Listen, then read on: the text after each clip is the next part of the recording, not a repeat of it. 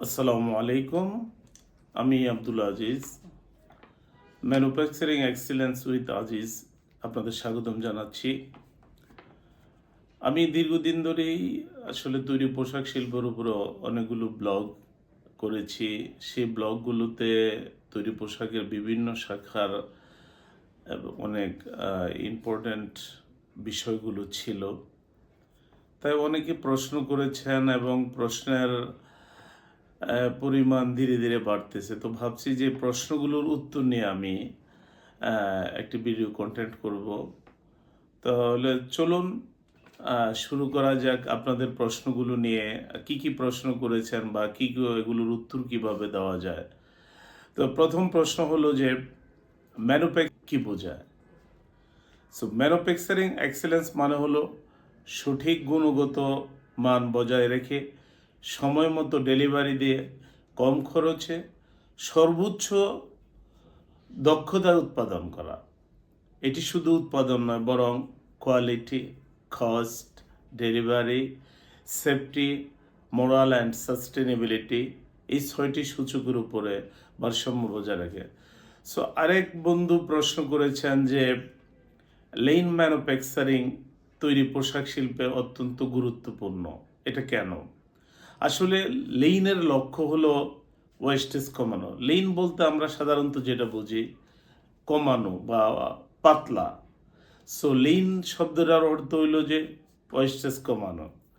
So গার্মেন্টসের 7 ধরনের wastage আমরা দেখতে পাই: waiting, rework, excess motion, over production, inventory, transportations, over processing.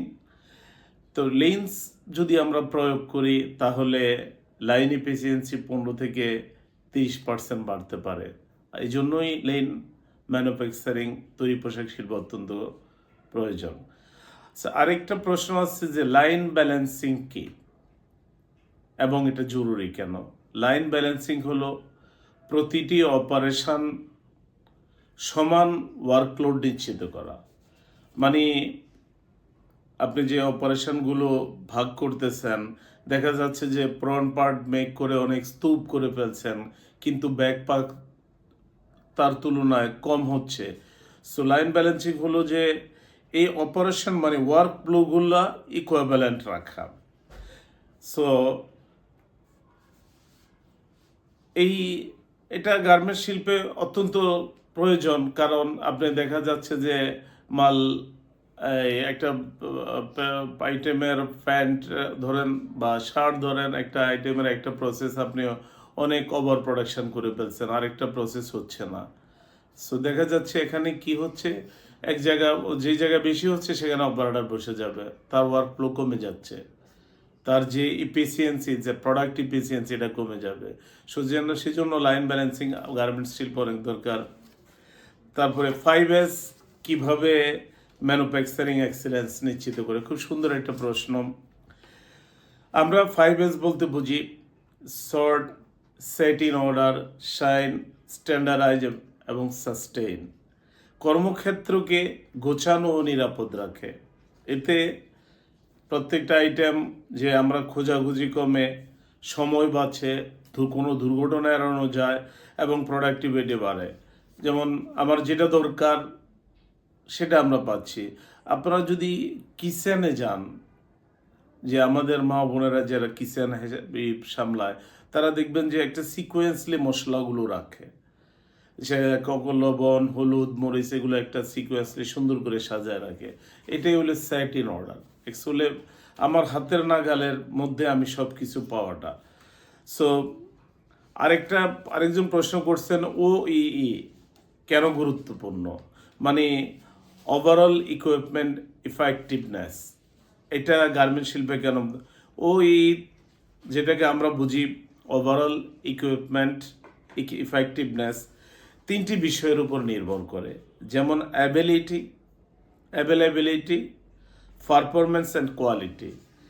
যে প্রত্যেকটা যে সমস্ত ইকুইপমেন্টগুলো দিয়ে আমরা একটা ম্যানুফ্যাকচারিং প্রজেক্ট চালাই, সেই ইকুইপমেন্টগুলো কি তার নির্দিষ্ট কাজ করে কিনা, তার অ্যাভেলেবিলিটি, পর্যাপ্ততা কিংবা সেগুলো সঠিক মানে কাজ করে কিনা কিংবা গুণগত মান সম্পন্ন করে এটি দেখায় যে মেশিন কতটা কার্যকরভাবে ব্যবহার হচ্ছে এবং কম ও ইস মানে মেশিনে লুকানো ক্ষতি আছে, যেটা মেশিন ব্যাকগ্রাউন্ড হিসাব বলে। সো আরেকটা হলো যে root cause analysis.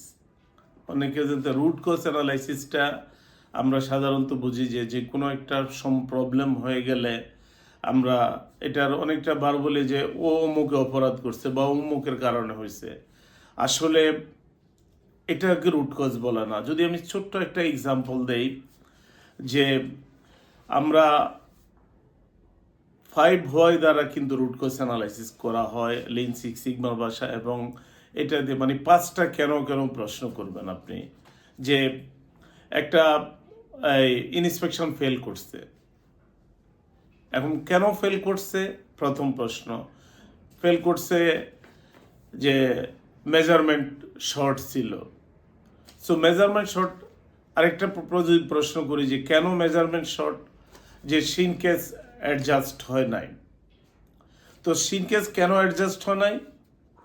সিনকেস right wash হয় নাই। সো কেন রাইট ওয়াশ হয় নাই? যে আমরা ওয়াশ স্ট্যান্ডার্ডটাকে আমরা সময় মতো সাপ্লাই দিই না, বা ফার্স্ট যে ওয়াশটা করছে যে ওয়াশিং ডিপার্টমেন্ট তার মন মতো করছে। সো এখন দেখেন যে আসলে আমাদের মূল ভুলটা ছিল আমরা রাইট টাইমে ওয়াশিং ইনস্ট্রুমেন্ট বা ওয়াশিং শেড স্ট্যান্ডার্ড দেই নাই, যার কারণে সে অ্যাভেলেবেল মাল দিয়ে ওয়াশ করছে, সেটা দিয়ে সিনকেস অ্যাডজাস্ট করা হয়েছে, সেই সিনকেস অ্যাডজাস্টের জন্য মেজারমেন্ট শর্ট হয়েছে, আর মেজারমেন্ট শর্ট মানে ফাইনাল ইন্সপেকশনে ফেল। সো এটাই হলো আসলে রুট কজ। এখন আমরা যদি বলতাম যে কেন মালটা ইন্সপেকশনে ফেল করছে, হ্যাঁ ফেল করছে তো এটা মেজারমেন্টের কারণে, তার মানে প্যাটার্ন মাস্টার গিল্টি। সো এটা কিন্তু রুট কজ না। রুট কজ হলো যে আপনি প্রকৃত কারণটা খুঁজে বের করতে হবে। সো লাস্ট প্রশ্ন, যেটা আরেকটা প্রশ্ন আছে, বটলনেক কিভাবে চিহ্নিত করবেন? যে সমস্ত অপারেশনে ওয়ার্ক ইন প্রসেস জমে থাকে, মানে ওয়ার্ক ইন প্রসেস আমরা জানি যে প্রত্যেকটা ওয়ার্ক তার নির্দিষ্ট এসওপি মোতাবেক কাজ করা হয়। যদি এখানে কোনোটা নির্দিষ্ট পরিমাণ কাজ না থাকে তাহলে এটা জমে যায়। তো সেটাই আসলে bottleneck problem. So hourly production tracking যদি আমরা কেউ করি, মানে প্রত্যেকটা অপারেশনের যদি ট্র্যাকটা আমরা রাখি, তাহলে আমরা এই বটলনেক সমস্যাগুলোকে ধরতে পারি এবং ওই জায়গায় যেখানে এই সমস্যাটা হয় সেখানে আমরা করতে পারি। যেমন আমি জাপানের একটা কথা বলে যে ওয়ার্ক ফ্লো বা পানির ফ্লোর মতোই, যেমন আমরা যদি পানির ড্রেনটাকে পরিষ্কার রাখি তাহলে ক্রমান্বয়ে পানি প্রবাহ হয়। যদি কোথাও শুরু করে দেই তাহলে সেই জায়গায় পানির স্পিড বেড়ে যাবে। তো বোঝা যাচ্ছে যে কোথাও ওভারফ্লো হবে এবং কোথাও যে পানিতে স্বল্পতা ভুগবে। সো এই ওয়ার্কিং প্রসেসটা হলো যে কোথাও যেন বটলনেক, মানে বোতলের গলা যেরকম চিকন এরকম যেন না হয়, বরঞ্চ সর্বদা একই প্রশস্তভাবে ওয়ার্কফ্লোটা হয়। সো ধন্যবাদ। যদি আপনাদের প্রশ্নগুলো উপকার হয় তাহলে চ্যানেলটি লাইক, শেয়ার, কমেন্টস করবেন এবং সাবস্ক্রাইব করতে বলতে পারবেন না। আসসালামু আলাইকুম ওয়া রাহমাতুল্লাহি ওয়া বারাকাতুহু।